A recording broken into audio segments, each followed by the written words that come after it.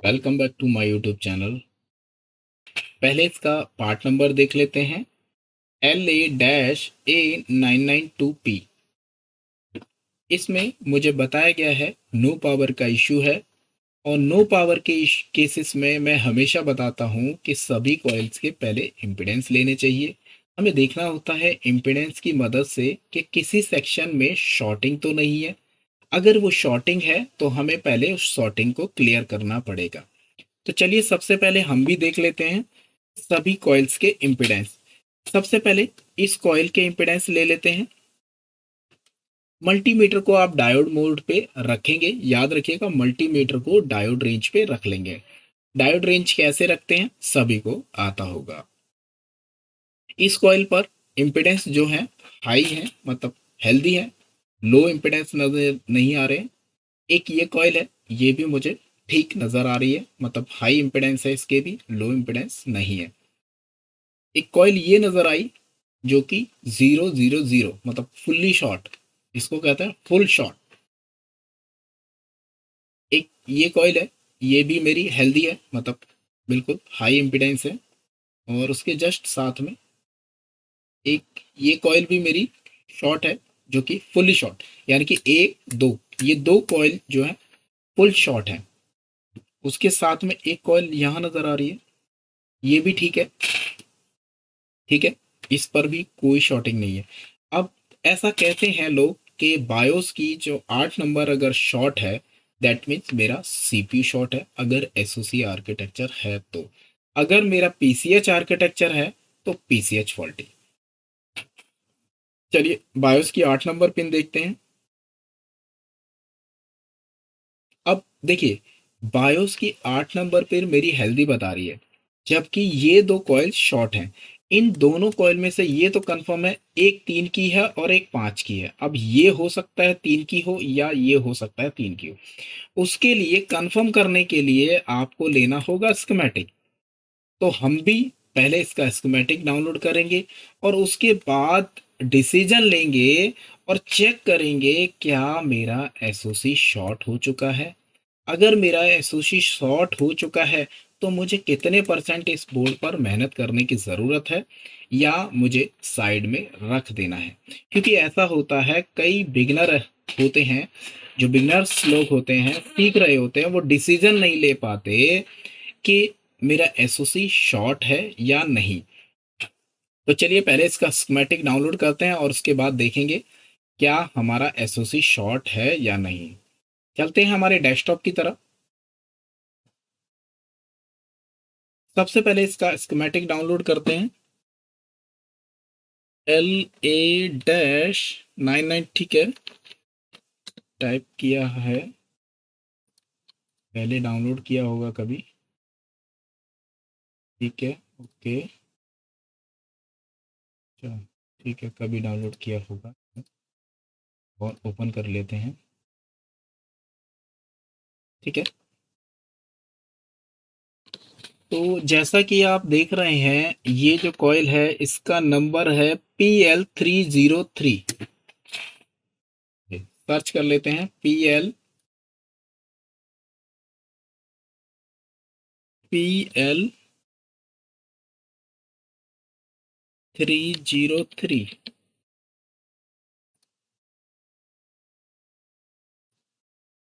Okay, ये 3 volt की line है, ठीक है, ये तो कंफर्म हो गया कि 3 वोल्ट की लाइन है। तो दैट मीन्स मेरे चांसेस बढ़ जाते हैं कि मेरा एसओसी शॉर्ट हो चुका होगा। और देखते हैं जो दूसरी हमारी कॉइल थी वो भी चेक कर लेते हैं। PLH2, ओके,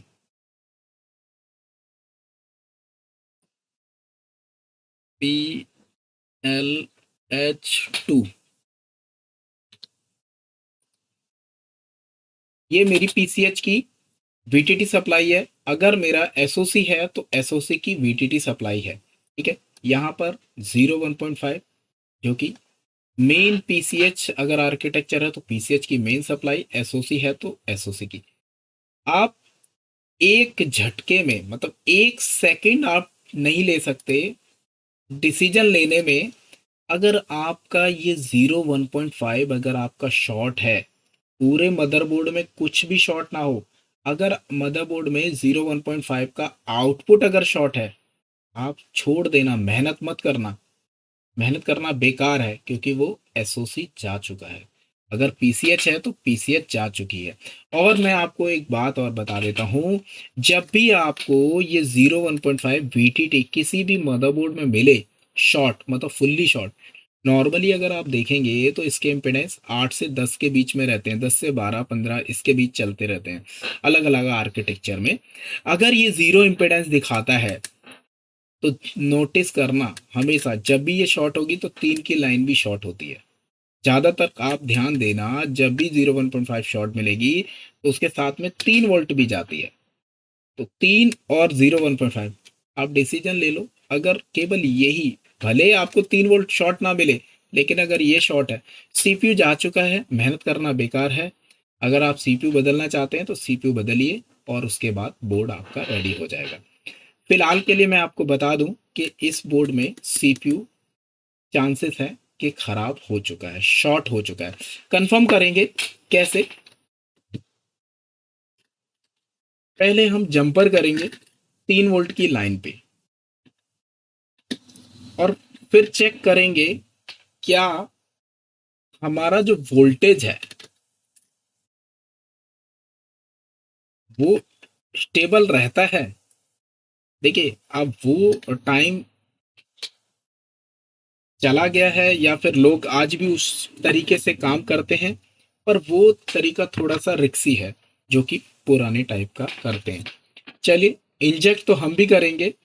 ये नेगेटिव किसी पे भी कनेक्ट कर सकते हैं। मैं पॉजिटिव पे पहले एक जंपर पुट कर लेता हूँ।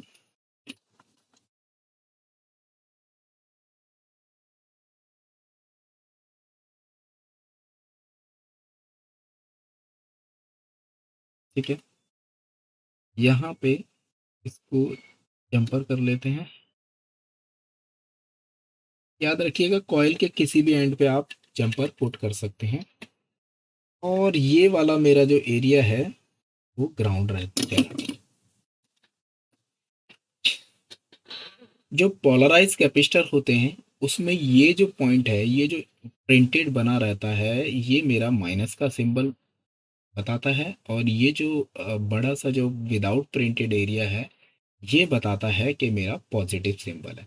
तो आपको कभी भी कंफ्यूज होने की ज़रूरत नहीं है। कहीं पर भी आप देखेंगे ये हमेशा मार्क दे रखा होता है कैपेसिटर में, कि हल्का सा प्रिंट दिया रहता है, इसका मतलब ये नेगेटिव है और ये मेरा पॉजिटिव है। अभी मैंने आपके सामने इसको चेक नहीं किया, जबकि आप अपने बोर्ड पे किसी पे भी चेक कर लेना कि ये जो प्रिंटेड वाला एरिया है वो नेगेटिव कहलाता है। तो मुझे पता है, इसलिए मैंने चेक नहीं किया, इसलिए मैंने डायरेक्ट नेगेटिव पॉइंट यहाँ जोड़ दिया और कॉइल पे दे दिया। चलिए, अब डीसी को भी कनेक्ट कर लेते हैं यहाँ पर। ठीक है, मैंने डीसी भी कनेक्ट कर ली है।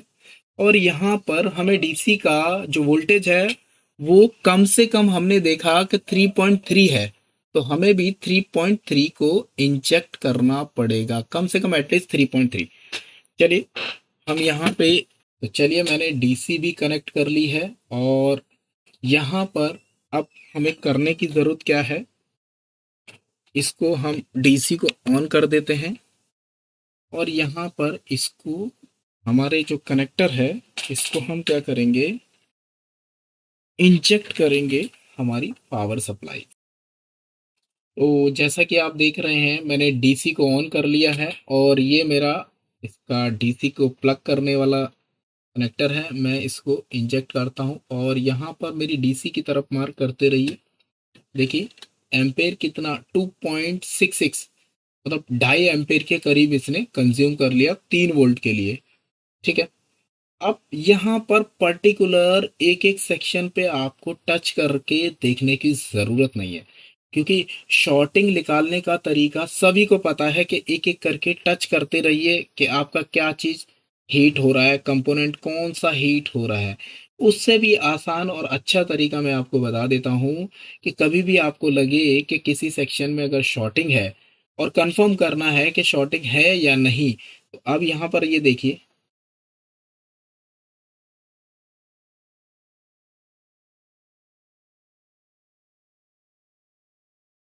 एसओसी तो गर्म नहीं हो रहा है, ठीक है। लेकिन अब एसओसी अगर गर्म नहीं हो रहा है, कैसे कंफर्म करें कि 3 की वोल्ट में कंफर्म, हमने लो इम्पीडेंस से तो देखा ही कि शॉर्टिंग है। और दूसरा तरीका मैं आपको आज बताने जा रहा हूं जो शायद ही काफी लोग कम जानते होंगे। मल्टीमीटर को आप डीसी रेंज पे रखिए और आप अपनी रेड प्रॉप को इस पर रख दीजिए। वोल्टेज को नापना है, आपको वोल्टेज को चेक करना है। 3 वोल्ट दिया है और यहाँ पर 1 वोल्ट के करीब आ रहा है नजर, यानी कि यहाँ पर जो करंट है वो कहीं ना कहीं ड्रॉप हो चुका है।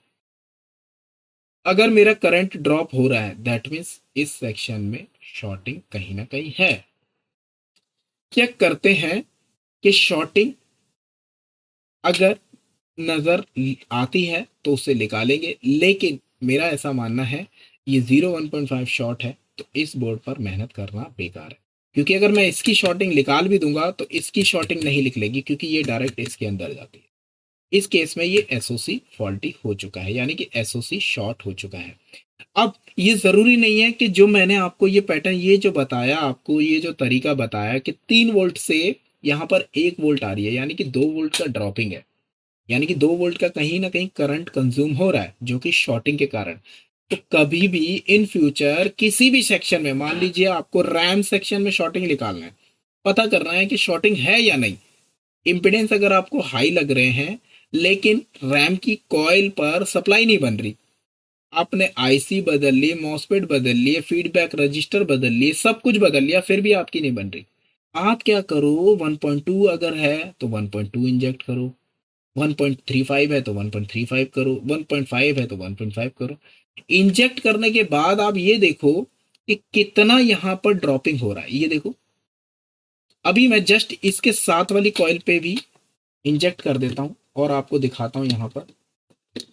ठीक है, इसे बंद कर देते हैं। जस्ट ये तो थी 3 की, तो ये जाहिर सी बात है 5 की होगी। अब हम 5 पे लगा देते हैं और 5 पे हम 5 वोल्ट ही देंगे और देखेंगे क्या मेरा, 1 मिनट में पोज कर लेता हूं।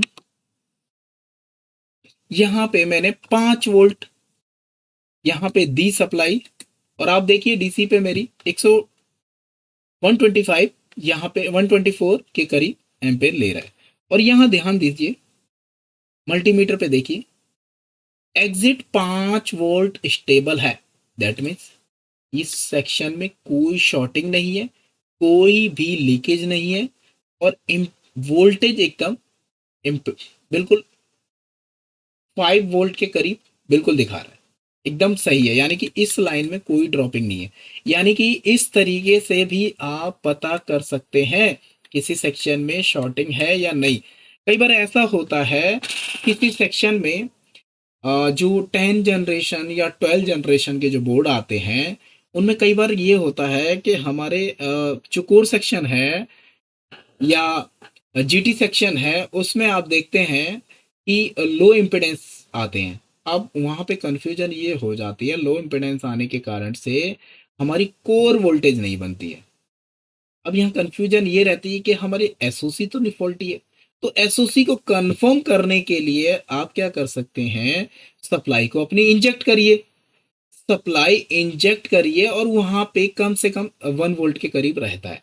अगर आपका 1 वोल्ट से ड्रॉपिंग हो रहा है दैट मीन्स आपका कहीं ना कहीं फॉल्ट है, यानी कि एसओसी कहीं ना कहीं लीकेज है या शॉर्टी कंडीशन कर रहा है। उस केस में आपका टाइम बढ़ सकता है।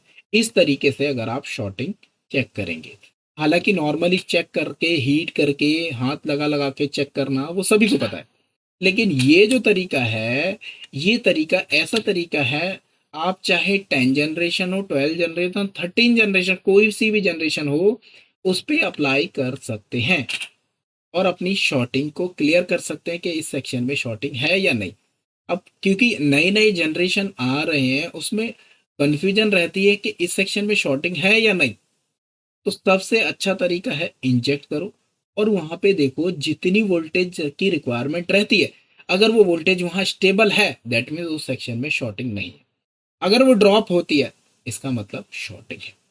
तो आपने देखा, यहां पर देखिए, फिर से मैं बताता हूं, ये मेरी 5 की लाइन एकदम 5 बन रही है।